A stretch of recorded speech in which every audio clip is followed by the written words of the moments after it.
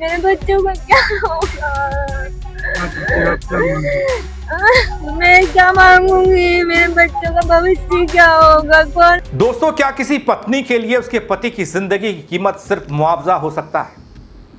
क्या कुछ लाख रुपए उस दर्द को कम कर सकते हैं जो एक परिवार ने अपने सबसे बड़े सहारे को खोने के बाद झेला है? और जब एक मां अपने बच्चे को देखकर यह सवाल पूछे कि मेरे बच्चों को सहारा कौन देगा, मेरे बच्चों को पिता कौन लौटाएगा, तो आखिर उसके दर्द का जवाब किसके पास है? क्या पीड़ित परिवार को जल्द न्याय मिलेगा? क्या विकासनगर में हुए इस जघन्य अपराध में, इस हत्याकांड के बाद सभी आरोपी कानून के शिकंजे में होंगे? क्या एक पत्नी के उस दर्द का जवाब मिल पाएगा जो वो बार बार पूछ रही है, मेरे बच्चों को पिता कौन लौटाएगा?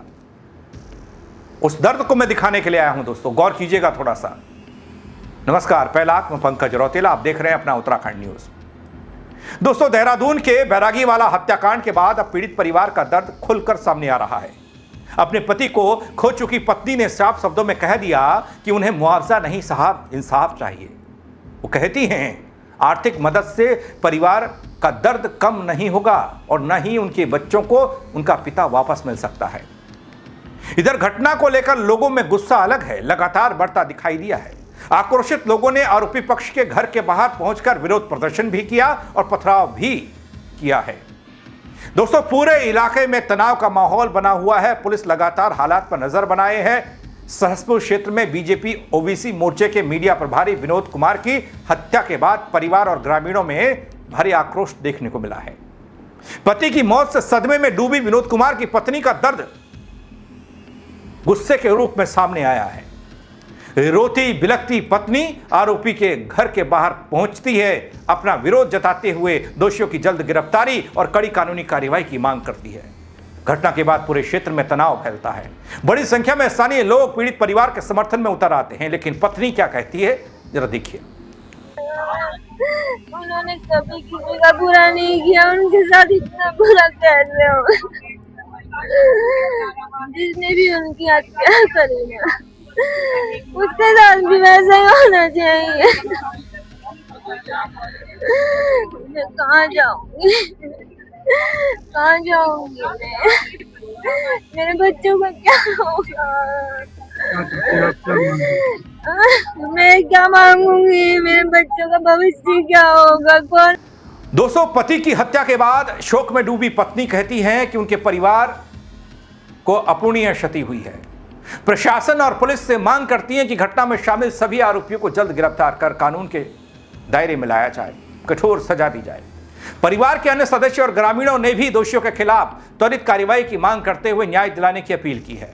बातें जितने हुई हमारी उनके साथ में जो है वो कह रहे हैं, विश्वास दे रहे हैं, हम पंचनामा करो और जो है हमारा कार्रवाई बढ़िया करेंगे, सबका कुछ काम सही करेंगे। ऐसे हो गया। हमारी मांग से है जो खूनी आदमी है जिन्होंने घर पर आकर हमारे मौत करी है, किस तरीके से मौत करी, इरादा करके प्लान बना कर मारा गया लड़का है। इन्हें इनका होना तो चाहिए था इनकाउंट्री, पर इनकाउंट्री का छोड़ी इन्होंने पकड़ा भी नहीं सके। दोस्तों, विनोद कुमार की हत्या के बाद बैरागी वाला गांव में तनाव की स्थिति। प्रशासन और पुलिस लगातार हालात पर नजर बनाए हुए है। क्षेत्र में बड़ी संख्या में लोग इकट्ठा होते हैं तो हड़कंप मच जाता है। आरोपियों के खिलाफ कार्रवाई की मांग उठती है तो वो देहरादून तक गूंजती है। स्थिति को नियंत्रित करने के लिए पुलिस बल और प्रशासनिक अधिकारी मौके पर अभी भी तैनात हैं। शासन और प्रशासन द्वारा पहले तो हमारे पास एफआईआर का दबाव बनाया गया कि आप एफआईआर कराओ और सुबह तक आपको रिजल्ट मिल जाएगा। रात के 2:30 बजे जबरन हमसे एफआईआर ली गई, जबकि हम उसे देने के पक्ष में नहीं थे, क्योंकि ये दस्तावेजी मामला था। इसमें कोई मिस्टेक हो जाती है तो भविष्य में दिक्कत हो सकती थी, लेकिन फिर भी इन लोगों के दबाव की वजह से हमने एफआईआर दी और रिजल्ट आप लोगों के सामने कुछ नहीं है। 3 दिन हो गए हैं, पुलिस झूठ पे झूठ बोल रही है। उसके बाद सुबह होते 11 बजे के बाद कुछ नेता लोग, उनके सहयोगी और पुलिस प्रशासन हम पर दबाव बना रहा है कि आप पंचनामा करो, आप पंचनामा करो, आप पंचनामा करो। अलग अलग बातें बताई जा रही हैं, लेकिन सर हम पंचनामा नहीं करेंगे जब तक उन लोगों का पंचनामा नहीं होगा। ये दोस्तों, घटना के बाद प्रशासन ने कार्रवाई करते हुए आरोपी के मकान को ध्वस्त कर दिया। जरा इन तस्वीरों को देखिए, बुलडोजर वाली तस्वीरें। पुलिस की टीमें मामले में नामजद और अन्य संदिग्ध अपराधियों की तलाश में लगातार दबिश दे रही हैं। अधिकारी ये कहते दिखाई दे रहे हैं कि कानून व्यवस्था बनाए रखने और मामले में निष्पक्ष कार्रवाई सुनिश्चित करने के लिए सभी आवश्यक कदम उठाए जा रहे हैं। दोस्तों, पुलिस के अनुसार प्रारंभिक जांच में यह सामने आया था, दोनों पक्षों के बीच लंबे समय से विवाद चल रहा था, पुरानी रंजिश चल रही थी और बताया यह गया कि विनोद कुमार और उनके परिवार ने पूर्व प्रधान के कार्यकाल से जुड़े कुछ मामलों में सूचना के अधिकार आरटीआई के तहत जानकारी मांगी थी और साथ ही ग्राम समाज की भूमि और कई और विषयों को लेकर शिकायतें भी दर्ज कराई थी। इसी को लेकर दोनों पक्षों के बीच विवाद की स्थिति बनी और विवाद एक हत्याकांड में तब्दील हो गया। शनिवार रात को विनोद कुमार और उनके भाई खेत में सिंचाई का काम कर रहे थे। इसी दौरान पड़ोसी खेत को लेकर विवाद शुरू हुआ था। प्रत्यक्षदर्शी जो वहां पर थे वो बताते हैं कि दोनों पक्षों के बीच पहले कहासुनी हुई, विवाद बढ़ गया, मारपीट की स्थिति पैदा हो गई। आरोप यह लगा कि इस दौरान कई लोग मौके पर पहुंचते हैं और संघर्ष हिंसक रूप लेता है। कुछ वीडियोज भी इस बात की तस्दीक करते हैं।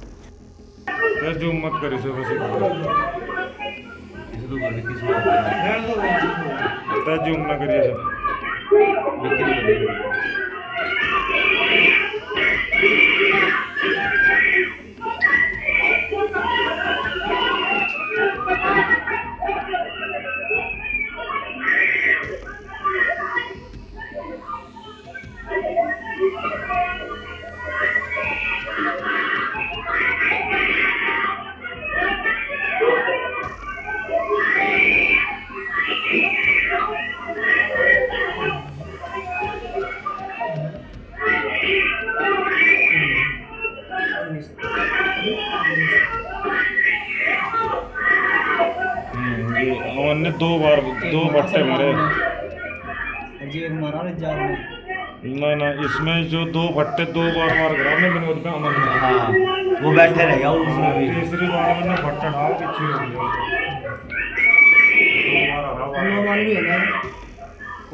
दोस्तों, इस घटना के बाद विनोद कुमार गंभीर रूप से घायल हुए, जिनकी बाद में जान चली गई। पुलिस अधिकारी कहते हैं कि मामले की जांच सभी पहलुओं को ध्यान में रखते हुए की जा रही है। 5 आरोपियों की गिरफ्तारी हो गई, 12 नामजद हैं।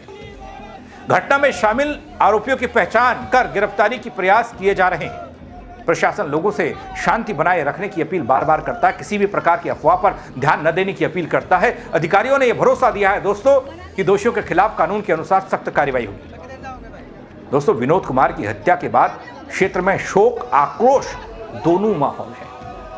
परिजन, समर्थक, स्थानीय लोग एक स्वर में दोषियों की गिरफ्तारी और न्याय की मांग को पुरजोर तरीके से उठा रहे हैं। अभी अंतिम संस्कार हो गया 3 दिन के बाद। इस घटना ने एक बार फिर व्यक्तिगत विवादों के हिंसक रूप लेने और सामाजिक सौहार्द पर पड़ने वाले प्रभाव को लेकर गंभीर सवाल खड़े किए हैं और शायद इन सवालों की गूंज आने वाले वक्त में सुनाई देती रहेगी। लेकिन क्या हो रहा है समाज को? कौन लोग हैं जो भ्रमित कर रहे हैं? कौन लोग हैं जो इस तरीके से दंगा भड़काने की कोशिश कर रहे हैं? क्यों आखिर इस पूरे मामले को हिंदू मुस्लिम का एंगल दिया जा रहा है? अपराधी अपराधी है, ये तो सभी जानते होंगे। कानून भी अपराधी के खिलाफ धर्म देखकर कार्रवाई नहीं करता। लेकिन क्या वाकई में एक तरफ हम देख रहे हैं कि तमाम बुलडोजर एक्शन हो रहा है, मजार मस्जिदें अवैध रूप से जो बनी हैं उन पर कार्रवाई, और ये विकास नगर वाला इलाका भी इससे अछूता नहीं रहा। दूसरा ये कि ये विकास नगर और चक्राता का वो क्षेत्र है जहां पर डेमोग्राफिक चेंज की बहुत बड़े जोर शोर से आवाजें उठी हैं। ये कहा गया कि इस क्षेत्र में लगातार मुस्लिम परिवारों और मुस्लिमों की संख्या में इजाफा हुआ है और लोगों ने अपने रिश्तेदारों के नाम भी यहां रजिस्टर्ड करा रखे, दर्ज करा रखे। वो वोट भी कर सकते हैं, वो सरकारी तमाम योजनाओं का लाभ भी ले सकते हैं। कोई दामाद है, कोई जवाई है, सबके लिखा रखे और लोग यहां बसा भी रहे हैं। तो क्या उसी का यह नतीजा है कि अब एकाएक ये संघर्ष जो विवाद मामूली था वो अब खूनी बन रहा है और एक दूसरे की हत्याएं हो रही है? क्या कहेंगे दोस्तों? आप अपनी राय जरूर दीजिएगा इस खबर पर, कमेंट के जरिए बताइएगा, शेयर कीजिएगा और लोग भी देख पाएं, वो भी बता पाएं। फेसबुक पर देख रहे हैं, अगर फॉलो नहीं किया है वो कर दीजिएगा दोस्तों। गुजारिश आपसे, यूट्यूब पर देख रहे हैं सब्सक्राइब नहीं किया है तो वो कर दीजिएगा। मेरे साथ जुड़ने के लिए आप सबका बहुत शुक्रिया। कोई नई अपडेट, नई खबर आएगी आप तक जरूर पहुंचेगी मेरे जरिए। जय उत्तराखंड नगरी। मेरे बच्चों का क्या होगा? मैं क्या मांगूंगी? मेरे बच्चों का भविष्य क्या होगा? कौन